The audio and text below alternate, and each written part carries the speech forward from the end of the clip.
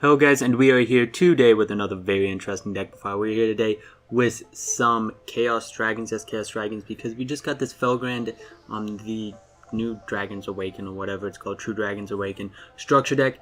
And this deck overall, it's fun, but it's not extremely competitive. It definitely has some consistency issues. Mainly the problem I see is these guys can't be normal summoned. Every time I play these guys, it's just like, oh, can't be normal summoned. It's so awful. Because I mean, if they could be normal summoned, then it would make it a lot easier. Like, you would want to special summon them, so that way you could get out as many as you can. But no.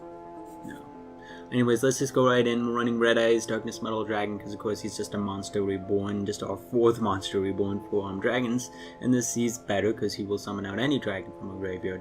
So very great. And then BLS, because I mean this is Chaos, and he is Chaos. Like the center of Chaos. You cannot run a Chaos deck without BLS. And again, this deck likes to OTK. You will be going second with this deck. And he'll OTK. Either he'll banish a monster, so that way you can just attack over it, or he'll attack twice. So, very strong. And then Felgrand, he will do the same thing. He'll banish and then gain attack. He won't attack twice, but he will be able to banish, and he can summon out a level summon with a dragon type monster from either player's graveyard when he destroys a monster by battle, except for another copy of himself. Which is awful. Why they did that, I don't know, but it would have been so much easier, so much better. This deck would be really great if you could have two in the graveyard, summon out one with this guy, attack, banish something, gain attack over something else, summon out another one, banish another card, probably attack directly. It would have been a lot better. This deck would have been able to OTK a lot easier, but they didn't do that, and it really creates problems when you're not facing a mirror match, because this guy I don't want to see in the graveyard because he doesn't do much in the graveyard. He can spell summon himself from his hand if your opponent controls a monster with 2,000 or more attack. You can keep on doing this if you have all three of them in your hand and your opponent controls one monster with 2,000 attack. You can just plop them down, just like it's nothing.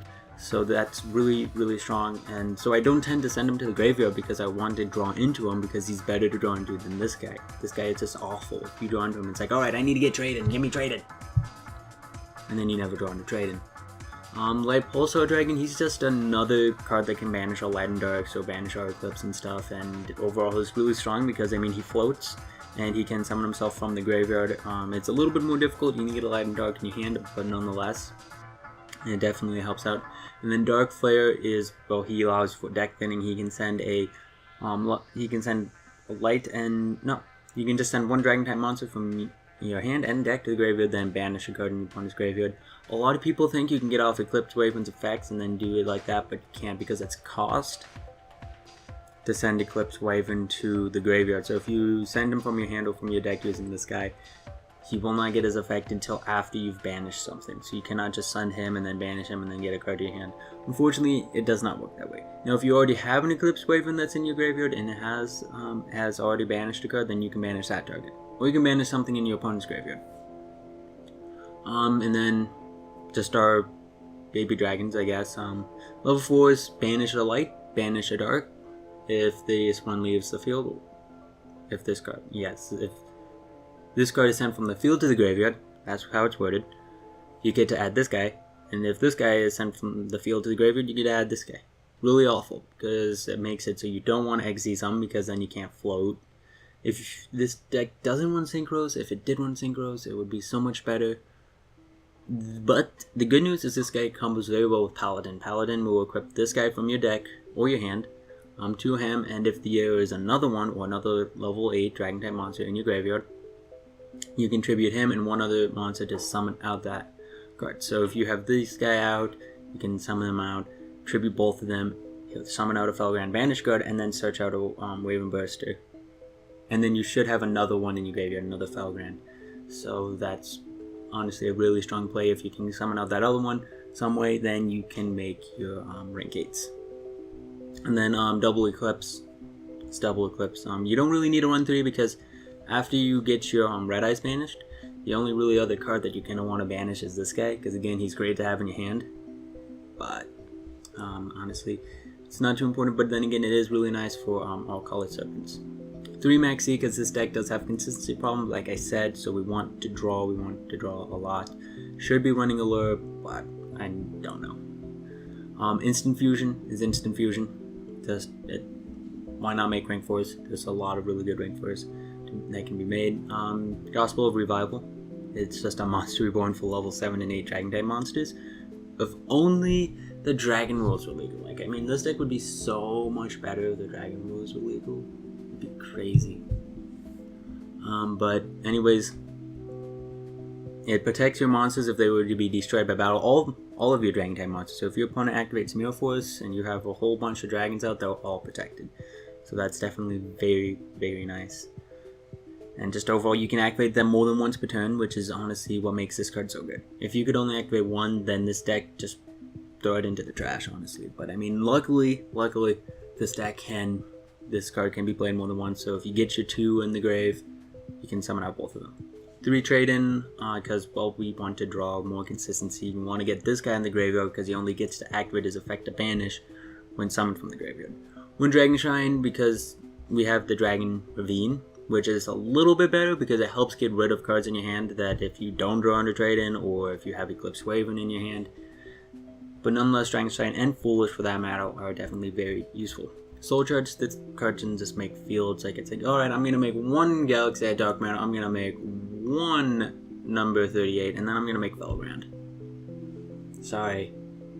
So, or maybe you might not make this guy, you just might make number 38 and then Felgrand because, I mean, you can't attack. It's just so good. People will quit when they see this card because it's just like, alright, I get to banish 3 cards if you have all 3 of these in your graveyard. I get to summon back out Red Eyes if you got rid of him. It's just stupid. It is crazy. And then, of course, upside for more consistency, Terraforming so we can get our Dragon Ravine. Double Twin Twister again to get rid of cards in our hand that we really don't want in our hand. And 2 Dragon Ravine, which is great to get rid of cards, to put them in the graveyard, to set things up, and everything else. And so that is it for the main deck. Other things that can be problems with the main deck is this deck doesn't run a lot of darks. We try to make up with that with the extra deck, because you will get this guy into the graveyard, or we will hit the graveyard at one point, or maybe Dark Rebellion. So if you can make the extra deck monsters, then you should be able to have enough dark monsters to summon out things like Wavenburster. But it can be a problem where this guy just sits in your hand and you're like, alright, I need to either get this guy in my hand so I can summon him to make a rank 8, or I just need to get something like a Dragon Ravine. If Dragon Ravine went to 3 this ban list, which it could very well do that. I could see Konami doing that. It would be a lot better. Now on to the extra deck. We're running 1 Castel, 1/1/1, 1 Queen Dragon Djinn, which will summon out a level 5 or higher dragon type monster with its effects negated, and it cannot attack, so it's just another monster reborn. If you can, like, say, get out these 2 guys, it does require just 2 level 4s. Oh, wow. So if you can make this guy and get out one of these guys, and then this guy would be detached, or unequipped from him, and then you can summon out this guy, and then summon out that. So if you can't use his effect, and it'd be better to use his effect because these guys would then be able to float, you can still summon out this guy, and then if you can somehow find a way to summon out another one, even better. Or maybe you can use this guy's effect, float, and then summon out both of these if you can, some way or another, or get out another level 4, which would be extremely difficult. You can definitely make this guy. And then Utopia, and then I'm just running Utopia Prime instead of C39, because why not? I just find its attack really funny. It has 25-10. And then a Utopia the Lightning, that's what it's really there for. So we can get off Utopia the Lightning's effect twice, making his attack 5,000. He's an Almaties, so he'll run over a lot of the good things. Again, OTK stuff. And then Dark Rebellion, he's also a really good OTK card because having the attack and then gaining that attack is really nice. Or just having the attack and then being able to summon out Galaxy-Sized Dark Matter Dragon is really nice. And then for our rank 8s, we run 1 Felgrand, 1 number 38. These are our stun cards. If we can't go for game with these guys, then these are going to be our backup plans. Like, alright, I'm going to set up for my opponent, so if you activate 1 spell card, I'm going to take that. And if you activate a monster effect or anything that I don't like, I'm going to make a card unaffected by it. Anyway, so this is also a pretty good card for OTKs because you can detach when it battles and it gains attack equal to all ranks of all face-up XYZ monsters on the field times 200. So by himself, he'll gain 1600 attack, so that will put him up to 56. So if you get a pretty low monster, you can do a lot of damage. And then if you have other monsters on the field, other XCs, or if your opponent has other XCs, he can go up to 6,000, 7,000. But we're most likely going to make this guy on top of him, and then this guy will be able to pop a card on the field. Then we're going to make this guy, and he can attack each monster your opponent controls once. So his point is to remove all other monsters on the field, deal a whole bunch of damage, put your opponent down to like a 3,000 or 4,000 life, and then you attack with your red eyes, you attack with any other monster you can summon out. And of course you can banish this guy because he's a dragon to summon out red eyes, summon out this guy again, place a second one on top of him, pop another card, and then summon out Galaxy Eyes Dark Matter Dragon.